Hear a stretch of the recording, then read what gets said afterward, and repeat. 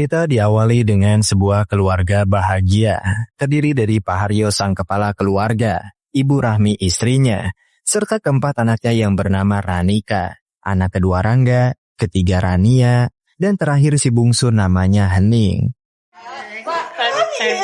Harus diinterogasi. Kenapa justru jangan ajarin beritahu.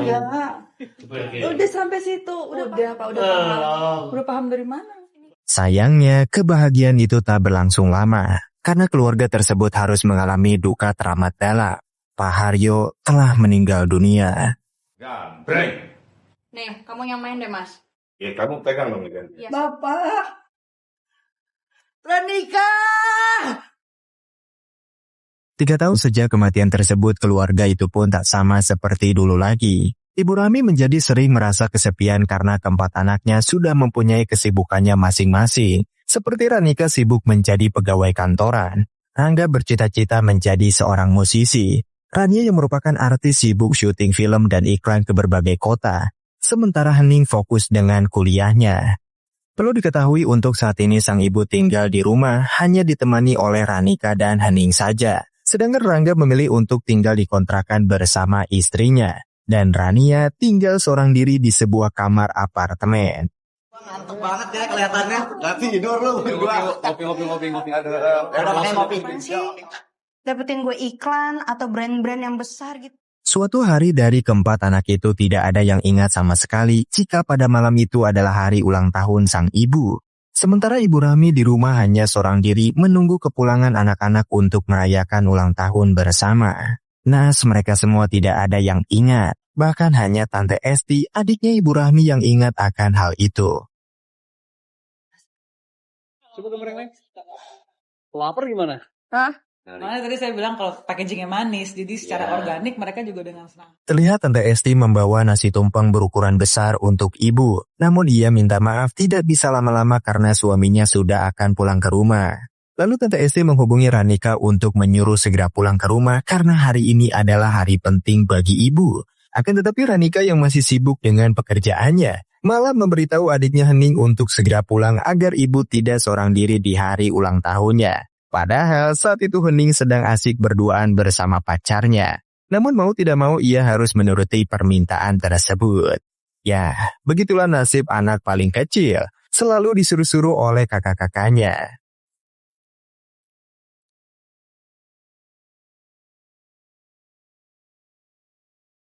Setelah menyelesaikan pekerjaannya, Ranika bergegas pulang. Ia pun sempat diajak kencan makan malam oleh atasannya yaitu Pak Kevin. Namun sayang Ranika menolak tawaran tersebut karena ini adalah ulang tahun ibunya. Mendengar hal itu, Pak Kevin langsung memesan kue ulang tahun untuk Ibu Ranika.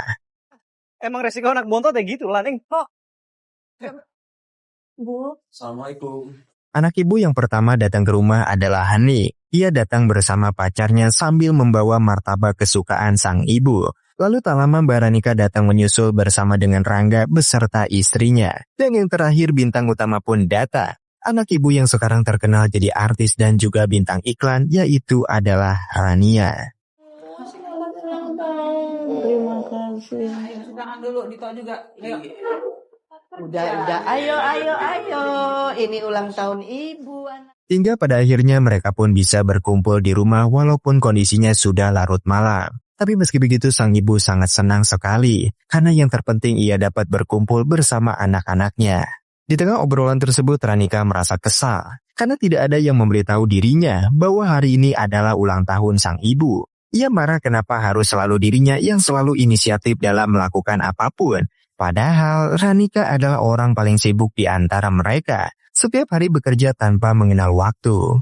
Ucapan itulah yang membuat Rangga dan kakaknya bertengkar. Apalagi setelah merendahkan pekerjaannya menjadi musisi. Membanding-bandingkan jika Ranika selalu sibuk sementara Rangga santai di rumah menjadi seorang musisi nggak jelas. Akan tetapi Rangga tidak bisa mengingatkan di grup keluarga jika hari ini adalah hari ulang tahun sang ibu.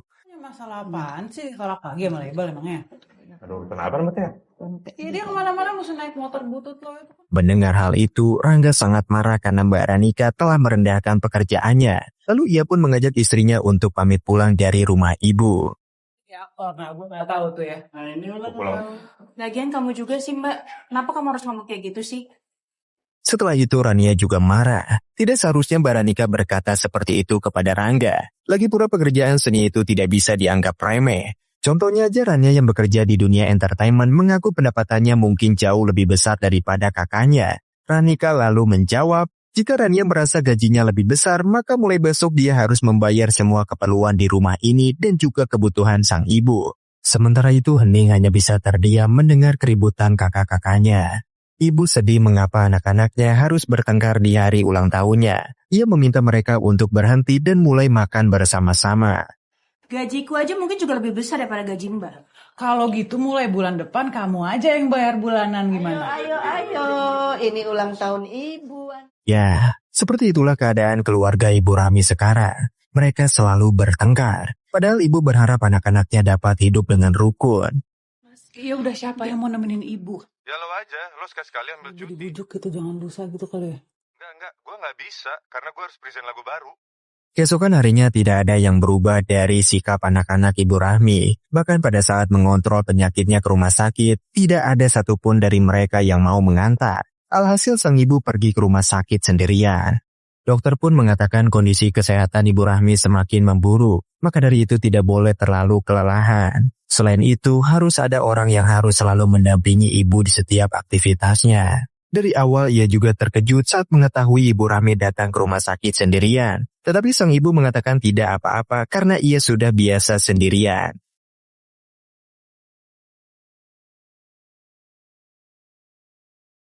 Seiring berjalannya waktu, Ibu Rahmi merasa anak-anaknya semakin sibuk dengan urusan mereka masing-masing. Sikap mereka seolah menunjukkan seperti tak lagi membutuhkan kehadiran dan kasih sayang darinya. Ibu Rahmi merasa sangat kesepian dan rindu dengan sosok suaminya. Ia kemudian berbicara empat mata dengan adiknya yaitu Tante Esti. Apabila ia sangat ingin pergi ke Pekalongan, tetapi hanya seorang diri. Ibu ingin ziarah ke makam suaminya dan meminta tolong agar Esti memesan tiket kereta api secara online untuknya. Lalu jangan memberitahu anak-anaknya jika ia akan pergi. Tante Esti sebenarnya khawatir membiarkan ibu pergi sendirian ditambah saat ini punya penyakit parah. Akan tetapi ia pun menuruti keinginan itu untuk menghormati keputusannya. Udah, Mbak, udah.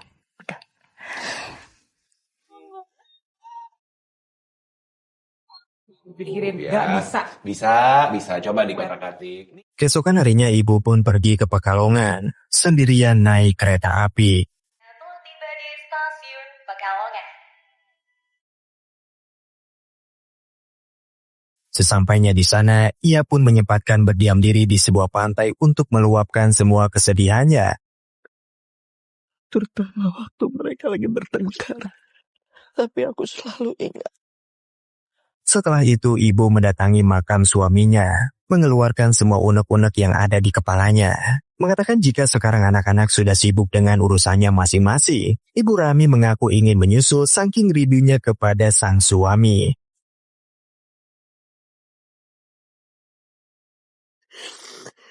Allah.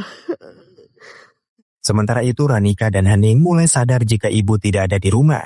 Mereka berdua tambah panik ketika menemukan sebuah surat yang menyatakan bahwa Ibu Rahmi mengalami penyakit keras. Tak lama setelah itu Rangga dan Rania pun dihubungi untuk segera pulang ke rumah karena ibu tidak ada. Mereka semua sangat panik, khawatir terjadi sesuatu kepada ibunya. Rangga terus bertanya kepada Mbak Ranika, di mana keberadaan ibunya? Karena Ranika dan Heninglah yang setiap hari tinggal bersama ibu di rumah ini. Gimana? Ini ibu kan ke Pekalongan sendiri, terus kita pertama kali ketemu. Ini juga yang Terus dia juga harus tahu dong. Gue udah bilang gue nggak tahu, ya gue nggak tahu, Rangga. Dengan nada keras Ranika mengatakan tidak tahu. Jangan mentang-mentang dirinya anak pertama, segala sesuatu harus ia yang mencari tahu. Mereka pun tidak dapat melaporkan hal ini kepada polisi karena ibu belum menghilang selama 2 kali 24 jam. Polisi itu baru mau terima laporan kalau ibu udah hilang 2 hari. Ini ibu sakit apa ini? Mas tahu nggak? Nggak ada yang tahu, Mbak aja nggak tahu. Di tengah keributan itu Tante Esti datang dan berkata jujur jika sekarang Ibu Rahmi ada di Pekalongan, sedang ziarah ke makam suaminya. Mereka seketika bertanya-tanya kepada Tante Esti, mengapa membiarkan ibu pergi sendirian dalam keadaan sakit. Tante dengan jelas mengatakan hanya ingin menghormati keputusan sang ibu dan meminta agar tidak perlu khawatir karena sekarang Ibu Rahmi sedang dalam perjalanan pulang ke rumah. Kenapa Tante biarin ibu ke Pekalongan sendirian, Tante. Ibu tuh gak cerita sama Mas, gak cerita sama Mbak, gak cerita sama aku, gak cerita sama... Beberapa lama kemudian akhirnya ibu pulang. Dia terlihat sangat lelah sembari mencium kening anak-anaknya satu persatu. Ibu meminta maaf karena telah membuat semuanya jadi khawatir.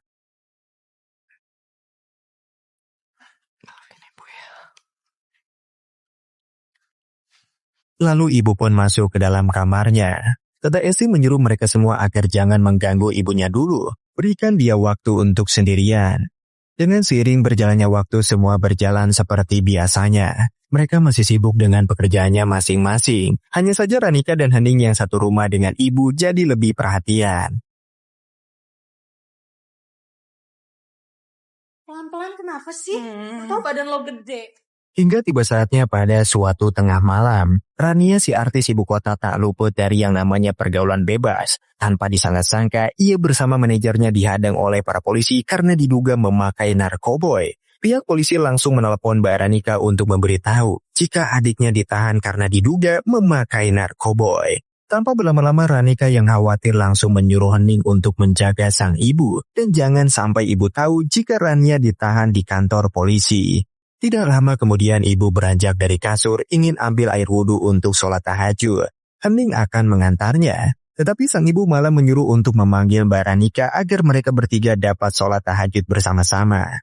Hening lalu menghubungi Mbak Ranika, namun tak kunjung diangkat.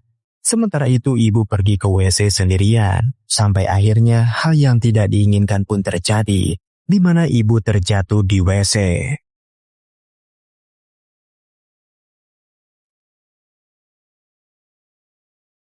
Hening sontak terkejut saat menemukan ibunya sudah tersungkur di sana. Ia tak henti-hentinya menghubungi kakaknya. Saat itu, Ranika sendiri baru saja mau sampai di kantor polisi. Namun ia diberitahukan jika sang ibu jatuh di WC, sehingga mau gak mau harus putar balik ke rumah.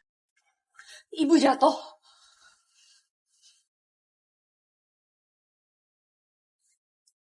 Ibu seperti sudah tidak sadarkan diri. Ia pun mengingat memori kenangan indah di masa lalu dan mulai menyadari bahwa umurnya tidak akan lama lagi. Saat Mbak Ranika sampai di rumah, ketika itulah ibu pun meninggal dunia.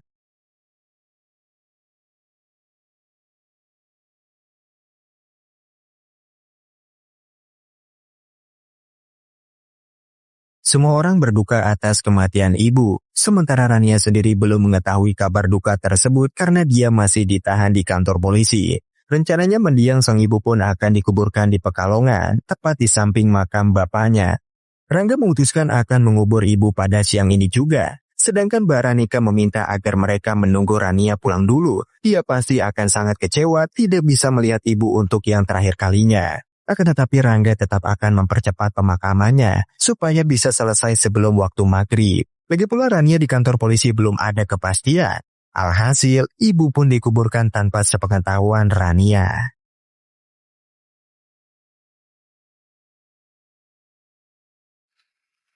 Mbak Rania boleh keluar. Sore harinya akhirnya Rania terbukti tidak bersalah dan diperbolehkan untuk pulang ke rumah. Karena ternyata hanya manajernya lah yang positif menggunakan narkoboy tersebut. Saat Rania diantar pulang ke rumah dengan mobil polisi, ia sangat terkejut karena melihat banyak bendera kuning di sekitar rumahnya. Otomatis Rania tidak bisa berkata-kata lagi setelah tahu ibunya telah meninggal dunia. Ia sangat marah, sembari bertanya-tanya mengapa mereka jahat kepadanya. Tidak menunggu pulang dulu, padahal ia sangat ingin melihat sang ibu untuk yang terakhir kalinya.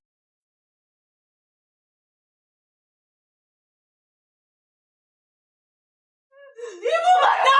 Ibu udah nggak ada nih ya. Rania langsung menyalahkan Mbak Ranika. Pasti dialah yang menyuruh proses pemakaman dipercepat karena biasanya Mbak Ranika tidak peduli kepadanya dan selalu mementingkan pilihan dirinya sendiri. Kamu itu ketangkep polisi, Mbak. Selalu ada yang nyalahin kalau Mbak Nika itu butuh bikin keputusan yang besar. Sekarang bisa nggak kita jadi kakak adik yang baik? Setelah kepergian ibu, hubungan kakak beradik itu menjadi renggang. Tidak ada alasan bagi mereka untuk berkumpul kembali di rumah. Mbak Ranika juga sangat sakit hati selama ini ia menjadi tulang punggung untuk keluarga, memenuhi kebutuhan ibu serta adik-adiknya, bahkan ia rela bekerja sampai lupa dengan dirinya sendiri, tidak memikirkan masalah percintaan padahal sudah menginjak umur 42 tahun. Jika boleh jujur, ia merasa iri kepada Hening yang bisa merasakan pacaran di usia mudanya.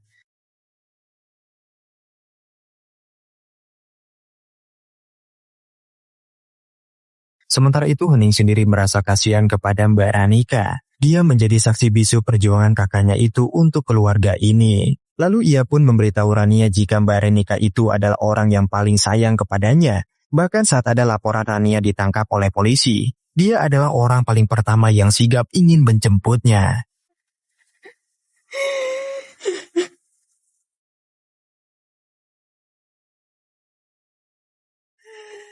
Hingga pada akhirnya keempat kakak beradik itu mulai sadar jika mereka harus akur, harmonis agar ibu dan bapak di alam sana merasa bahagia. Mereka pun memilih untuk memperbaiki hubungan, saling maaf-memaafkan dan mulai memahami perasaan antar saudara. Mereka menjadikan rumah ibu sebagai tempat untuk pulang jika sedang merasakan rindu.